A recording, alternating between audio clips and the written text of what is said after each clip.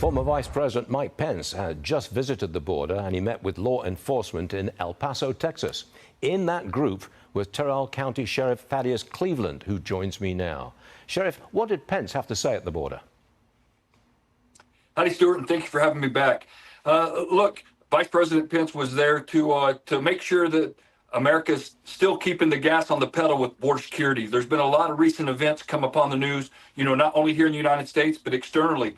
And, border security coverage has kind of taken that back seat. And I wanted to make sure I was able to tell him what we are currently seeing here in Terrell County, Texas. But has migrant entry slowed? I believe it has come down a little. Is that correct?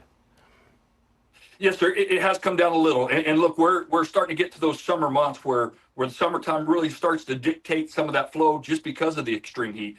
But look, we can't get lost in those numbers. You can make those numbers seem good or bad.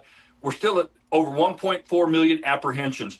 Look, that low water mark before was 1.6. What we've seen the past 2 years is well above 1.4, and we're still catching over 4,000 illegal aliens a day. That's extremely a high number. It may not be what we've seen as high in the last 2 years, but it's higher than normal and historical levels. Are they still coming through your county in the same numbers, or have they shifted maybe yes, to they more certainly are.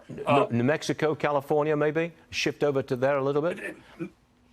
Well, and I'm sorry for cutting you off. No, so to your point there, what we're seeing out in San Diego, California, out in Arizona, in parts of New Mexico, certainly taken over what Texas had been seeing. We've been bearing the brunt here in the state of Texas, but through Operation Lone Star and what Governor Abbott has done has shifted that traffic because they know it's going to be tougher to cross here. They know the governor's put more resources, so they're going to weaker parts of the border.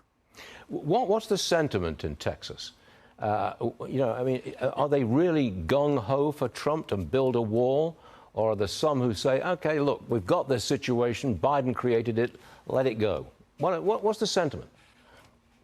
No, Texans, to put it plainly, are pissed off.